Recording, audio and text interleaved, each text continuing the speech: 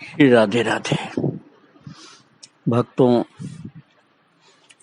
जिस जीव का पिछले जन्मों का तप होता है, भक्ति होती है, महान पुण्य होता है, उसको बिल्कुल बचपन से ही दैवी प्रेरणा मिलने लग जाती है कि तुमको अपना जीवन एक महान परमार्थ के लिए प्रयोग करना है, और फिर वह अपने आप उसी रास्ते पर चल पड़ता है। उसका बहुत समय बर्बाद नहीं होता, उसके जीवन का संपूर्ण सदुपयोग हो जाता है। जो चरितावली आप सुनने जा रहे हैं स्वामी सच्चिदानंद बालकृष्ण ब्रजबाला जी का, वो ऐसे ही जन्मजात महान एक पवित्र जीव थे।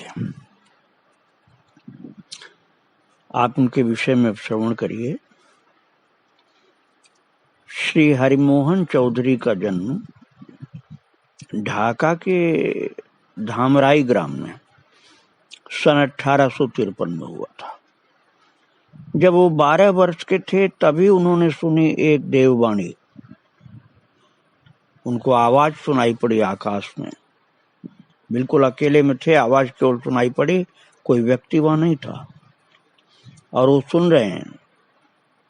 आवाज प्रकट हुई उनके कल्याण के लिए। वो आवाज ये थी, वत्स, संसार से उदासीन श्मशान के संसारी बनो। महाराज तभी से श्मशान के संसारी की तरह वो रहने लगे। जैसे श्मशान में लोग जाते हैं शव यात्रा में, तो श्मशान में शव यात्रा में गए हुए लोगों को वैराग्य होता है, लेकिन वो वैराग्य बाद में टिकता नहीं, समाप्त हो जाता है। किंतु इनको ये देववाणी प्रकट होकर बताई थी कि तुम श्मशान के संसारी जो होते हैं उस तरह से हमेशा बने रहो। और फिर वो ऐसे ही रहने लगे। वो पढ़े लिखे घर के लोगों के कहने से बीए पास भी किया, उस जमाने में विवाह भी किया, ढाका में किसी विद्यालय के शिक्षक बने, पर रहे संसार से उदासीन। शिक्षक का कार्य गृहस्थ साधक के लिए अच्छा होता भक्तों, तो भी उसमें उनका मन नहीं रमा, और मन रमा जंगल में ध्यान करने में। वे जंगल में जा जा करके ध्यान करते, कई कई दिनों तक घर लौटकर न आते, और या तो उनका मन रमा संकीर्तन में। जहां कहीं से संकीर्तन के लिए निमंत्रण आता, या जहां कहीं के संकीर्तन का उन्हें पता चल जाता, बस वहीं भागे चले जाते वो, और वहां जाकर के घर की सुध बुध बिल्कुल भूल जाते। अष्ट प्रहर 24 प्रहर जब तक कीर्तन चलता उसमें रमे रहते। और अब इतना जब संकीर्तन में मन रमा हुआ था और एकांत के ध्यान में मन रमा हुआ था, तो ये शिक्षक वाली नौकरी फिर कैसे चल सकती थी।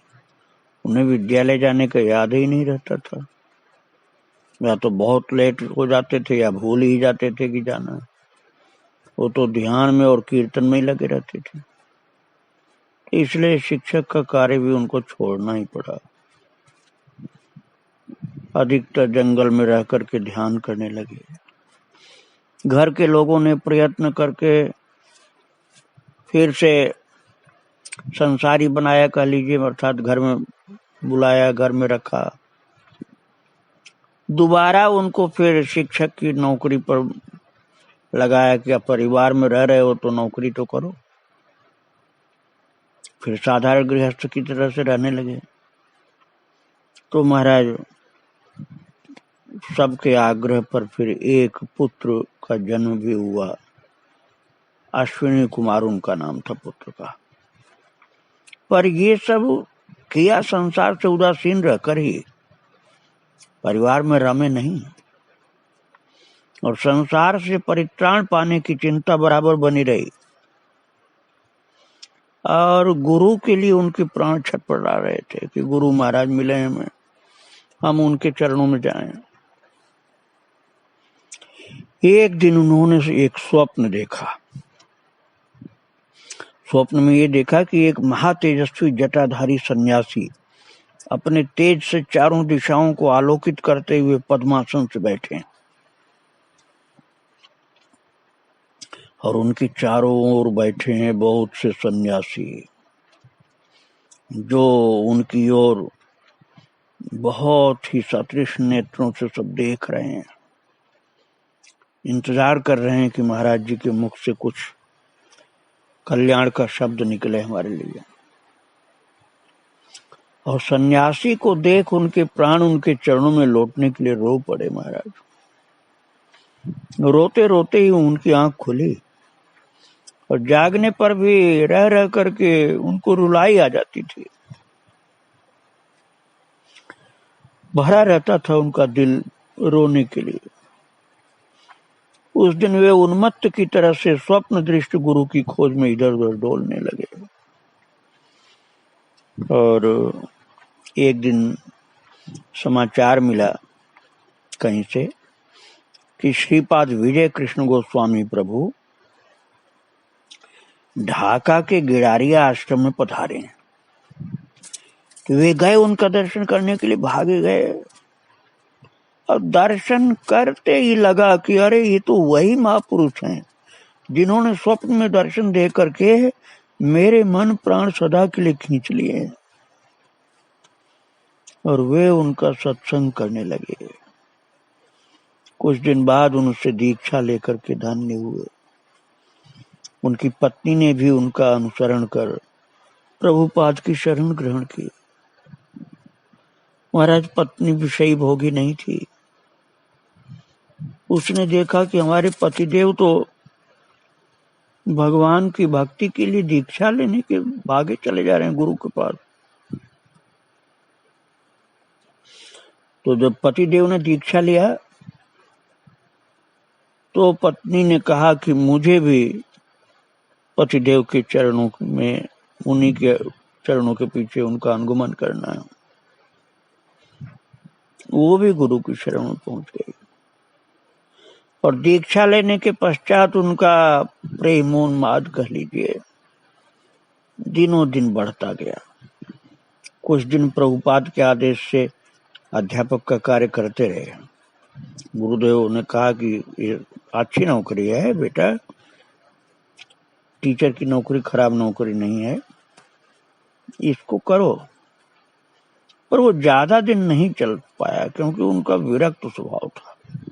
गुरु के कहने से करने की कोशिश किया, कुछ दिन किया भी, लेकिन जब नौकरी फिर उनकी छूट गई क्योंकि उधर उनका ध्यान ही नहीं रहता था, तो अब उनकी जो लगन थी नहीं, इधर आध्यात्मिक लगन, उसके कारण तो अब वो कुछ भी नहीं अर्जन कर पाते थे। तो घर में दरिद्रता बढ़ने लगी। कहाँ से पैसा आवे? घर में कोई पैसे का स्रोत ही नहीं था और उनको संसार का ध्यान ही नहीं, उनका तो ध्यान भगवान में रहता था। दोनों समय खाने को जुटना मुश्किल हो गया तो पुत्र को ननिहाल भेज देना पड़ा। अपने आप और पत्नी को भी कभी कभी पीपल और नीम के पत्ते चबाकर रह जाना पड़ा। ऐसी गरीबी जल्दी सुनने को देखने को नहीं मिलती हो। तो पत्नी भी मायके नहीं गई, बच्चे को तो ननिहाल भेज दिया। पत्नी बोली कि मैं तो जैसे आप तप करेंगे वैसे मैं भी तप करूंगी। वो भी वही घास फूस और पत्ते पेड़ के चबा करके रह जाती थी पानी पीकर। जैसे पतिदेव पीपल के पत्ते, नीम के पत्ते सब खाकर पानी पीकर रह जाए, वैसे वो भी रह जाती थी। और सन 1888 में वे प्रभुपाद से संन्यास लेकर के तीर्थ यात्रा को निकल पड़े और तीर्थ भ्रमण करते करते द्वारका गए। वहां गुरुदेव का नाम अपने माथे पर लिखवाया। उसके संबंध में कोई पूछता तो कहते मैं अश्वमेध यज्ञ का अश्व हूँ, अश्वमेध का घोड़ा हूँ, और अपने कपाल पर जय पत्र लिखवाया है। इसको पढ़ लो, अपने आप मेरा परिचय मिल जाएगा। गुरु का नाम लिखवाया था, अपना नाम नहीं लिखवाया था। अपने ललाट पर अपने गुरु जी का नाम लिखवाया था। और भक्तों फिर तो वे घूमते घामते आखिर में वृंदावन भी आए। वहाँ वृंदावन धाम में बहुत दिन तक रहे वृंदावन में, और श्रीपाद राधिका नाथ गोस्वामी प्रभु के संपर्क में आए। उनसे गोपी भाव की साधना की शिक्षा ली। संन्यास वेश महाराज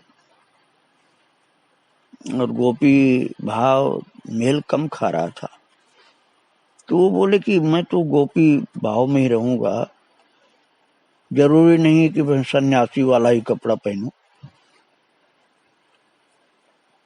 तो महाराज बिल्कुल वो गोपियों की तरह से चरणों में नूपुर और बाला, नाक में बेसर, कानों में कुंडल, गोपी वाला कपड़ा पहनते।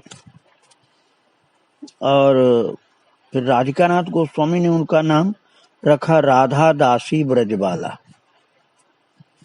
राधा दासी ब्रजबाला नाम रख दिया, और तब से वे ब्रजबाला के नाम से पुकारे जाने लगे। और ब्रजबाला राधा दासी के अभिमान में ब्रज में वन वन डोला करते थे। उन्हें यही लगता था कि मैं ब्रज की बाला हूँ, मैं राधा रानी की दासी हूँ और ब्रज की बाला हूँ, ब्रज की गोपी। और बिल्कुल वही अपने को मान करके वन वन में डोलते थे। और एक दिन किसी गहन वन से लौटने में रात हो गई, तो अंधेरे में रास्ता मिलना मुश्किल हो गया। कभी इधर जाएं, कभी उधर जाएं। उन दिनों न ऐसी सड़कें थी, न बिजली थी, तो कभी दिशा भ्रम होने के कारण जहां थे वहीं फिर आ जाते थे। तो थोड़ी देर में एक गोप बालक दिख पड़ा। उससे राधिका नाथ गोस्वामी के कुंज का रास्ता पूछा। उसने कहा बाबा मैं भी उधर ही जा रहा हूँ, चलो तुम्हें पहुंचा दूं। अब बाबा उसके साथ हो लिए। उनके पास एक फल था जो उन्होंने बालक को खाने को दिया, और बालक ब्रजबाला को राधिका नाथ गोस्वामी के कुंज तक पहुंचा करके अन्यत्र चला गया। और उसी समय राधिका नाथ गोस्वामी ने स्वप्न में देखा कि ब्रजबाला श्री कृष्ण को फल खिला रहे हैं। और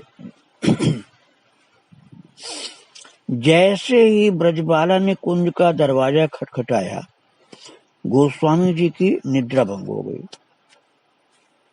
तो उन्होंने दरवाजा खोला तो देखा कि जो फल ब्रजबाला ने श्री कृष्ण को खिला दिया था उसका छिलका दरवाजे पर पड़ा है। और उसे देख दोनों को रोमांच हो उठा और नेत्रों में दोनों के आंसू छलक आए, और उसे उठा दोनों ने बार बार नेत्रों से लगाया। भैया कैसा अनोखा है ब्रज का ये गोप, कैसा अनोखा है ब्रज का ये लाला गोप बालक। भक्त की सेवा का थोड़ा भी अवसर देख चूकता नहीं कभी। रास्ता दिखाने के लिए आ गए बालक बन के, पर प्रत्यक्ष रूप से सामने भी जल्दी नहीं आता। सेवा कर देता है, दर्शन रूप बदल के दे देता है, अप्रत्यक्ष रूप से इंगित करता जाता है कि मैंने सेवा की। क्या वो भक्त को ललचाने के लिए, उसकी उत्कंठा बढ़ाने के लिए ऐसा करता है? यही बात होगी भक्तों, ये तो प्रभु की कृपा वाली लीला है ना। भक्तों एक बार ब्रजमंडल में अनावृष्टि के कारण त्राहि त्राहि मच गई। बिल्कुल पानी नहीं बरसता था, सब जनता दुखी हो गई, सूखा पड़ गया, घोर सूखा पड़ गया। अब ब्रजवासियों ने वर्षा के लिए गोवर्धन में नाम यज्ञ किया। सभी लोग चाहते थे वृष्टि हो, ये दुख दारिद्र्य और सूखा मिटे। नाम यज्ञ अर्थात कीर्तन, नाम कीर्तन का नाम यज्ञ जो था, उसमें योगदान करने के लिए ब्रजबाला को आह्वान किया गया। यही महाराज जिनकी कथा मैं सुना रहा हूं। तो नाम यज्ञ में ब्रजबाला ने जाकर के भाग लिया, कीर्तन किया, और कीर्तन में तत्काल उन्होंने बंगला में रचना किया और बड़े भाव से गाया। निताई गौरांग कह जी भैया, मेरा निताई गौरांग तेरा दाऊ जी भैया। महाराज बड़े भाव में डूबे रहते थे। तो उनका तात्पर्य था जो कृष्ण और बलराम हैं वही निताई और गौरांग, कृष्ण गौरांग हैं और बलराम जी निताई हैं। ये उन्होंने बंगला में गाया था। और ये सारा दिन कीर्तन में उद्दाम नृत्य कीर्तन संध्या समय तक करते रहे। और फिर जाकर के शाम को राधा कुंड में विश्राम कर रहे थे, और उसी समय भी उनको ज्वर चढ़ आया, बुखार हो गया। और ज्वर से उन्होंने कहा, आओ तुम्हें प्रेम भक्ति प्रदान करूंगा। और महाराज इतना कह करके राधा प्रेम स्वरूप जो राधा कुंड है, बस उसी में बुखार में थे, लेकिन बुखार में ही वो बाबा राधा कुंड में कूद पड़े। और कैसी श्रद्धा थी कि राधा कुंड में बुखार में ही डुबकी खूब लगाए और बिल्कुल स्वस्थ हो गए, बुखार खत्म। और उसके बाद वृंदावन आ गए। और वृंदावन में ब्रजबाला के पूर्व परिचित युवक साधक रामदास जी बाबा से उनकी भेंट हुई। रामदास जी की चरित्र आप सुन चुके हैं भक्तों। ये बहुत सुंदर गाते थे, बड़े बाबा के साथ रहते थे। उनका चरित्र मैं आपको सुना चुका हूं। तो वृंदावन धाम में जब पहुंच गए तो यहाँ पर रामदास बाबा उनको मिले।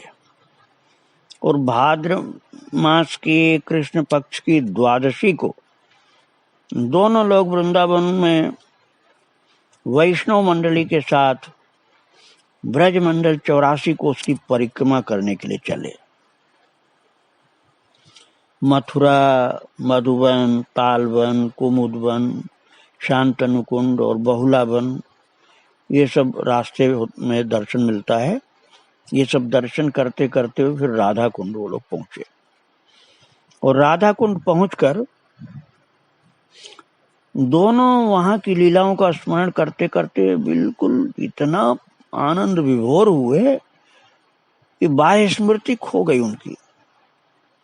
और परिक्रमा मंडली और एक दूसरे से अलग हो गए लोग। इनको याद ही नहीं रहा कि हम कौन है, कहाँ है। और 2 दिन तक इस तरह से रहे और लीला स्थलियों का दर्शन करते रहे और प्रेम में डूबे रहते थे। जैसे कुछ समझ लीजिए एक प्रेम का नशा सा छाया हुआ था। 2 दिन बाद दोनों की पाडर ग्राम में फिर भेंट हुई। तो ब्रजबाला ने कहा, भाई ब्रज परिक्रमा न मेरी हो सकी न तुम्हारी। दोनों पागल की तरह से इधर उधर भटकते रहे। कितना भजन के अनुकूल है ये स्थान। यहाँ राधा रानी पुष्प चयन करती हैं। यहाँ से कुछ ही दूर पर परसों ग्राम है। मेरा विचार है आज रात वहां रह करके कल बरसाने चलने का। अच्छा हुआ जो तुमसे भेंट हो गई, दोनों एक साथ राधा रानी के दर्शन कर लेंगे। वो बरसाने में राधा रानी के दर्शन करके दोनों प्रेम सरोवर गए। वहां 2-1 दिन रहने के उद्देश्य से एक निर्जन स्थान पर आसन जमाया। दूसरे दिन अपराह्न में एक विचित्र घटना घटी। ब्रजबाला ने एक बगीचे से एक गुलाब का फूल तोड़ा, उसे लेकर के प्रेम सरोवर में स्नान करने गए। और उस स्नान के समय फूल रामदास को देकर के कहा, इसे रखो, कोई ले न जाए। वे फूल लेकर के घाट पर बैठ गए और नाम जप करने लगे। और महाराज, उनको हठात सुनाई पड़ा एक बालिका का कंठ स्वर। बहुत ही मीठी आवाज में वो छोटी सी बच्ची गा रही थी, भगवान के प्रेम का गीत गा रही थी। और पीछे मुड़कर के देखा कि एक दिव्य कांतिमय किशोर मूर्ति अंग की छटा बिखेरती हुई उनकी ओर चली आ रही, और उसके साथ एक प्रौढ़ा रमणी। किशोरी ने निकट आकर हंसते हुए कहा, ये फूल तो मेरा है। इतना कह करके परिचित की भांत फूल हाथ से छीनकर भाग गई। थोड़ी देर में अदृश्य हो गई। ब्रजबाला ने संभवतः ये दृश्य देख लिया था। शीघ्र सरोवर से निकलकर उन्होंने पूछा रामदास से, फूल कहाँ है? रामदास ने उत्तर दिया, एक किशोरी ले गई, मेरे हाथ से छीन के ले गई। महाराज, इस तरह से इनके ऊपर राधा रानी की कृपा हो गई भक्तों, और दोनों ही संत प्रेम में मस्त हो गए। भगवान कन्हैया की भी कृपा हुई, राधा रानी की भी कृपा हुई, और उनको अनुभव हुआ कि मुझे भी इसी प्रकार की गोपी बनना है, जैसे कि राधा रानी के साथ की गोपियां थीं। और बस उसी गोपी के भाव में वो डूब गए। इन दोनों महान संतों के चरणों में प्रणाम। आगे इनका चरित्र फिर मैं सुनाऊंगा आपको। श्री राधे राधे, जय श्री राधे।